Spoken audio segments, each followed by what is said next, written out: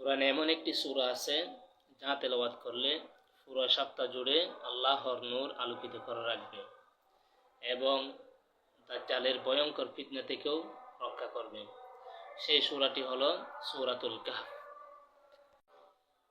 চলুন জেনে নিই সূরা কাহফ পড়ার কয়েকটি মহাফজিলত। ১ নম্বর, রাসূল সাল্লাল্লাহু আলাইহি ওয়াসাল্লাম বলেছেন, যে জুমার দিনে সূরা কাহফ পড়বে তার জন্য এক জুমা থেকে আরেক জুমা পর্যন্ত নূর আলোকিত রাখবে। রাওয়াহুল বাইহাকি।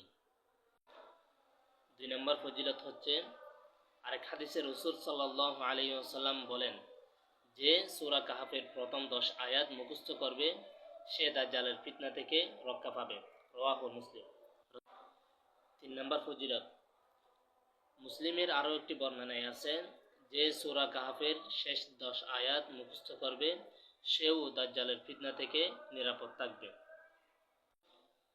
তাহলে আসুন আমরা সবাই জুমার দিনে সূরা কাহফ পড়ার অভ্যাস করি আর প্রথম ও শেষ 10 আয়াত মুখস্থ করি, যাতে আল্লাহ আমাদের দুনিয়া সকল ফিতনা এবং আখিরাতের ভয়াবহ পরীক্ষাগুলো থেকে হেফাজত করেন।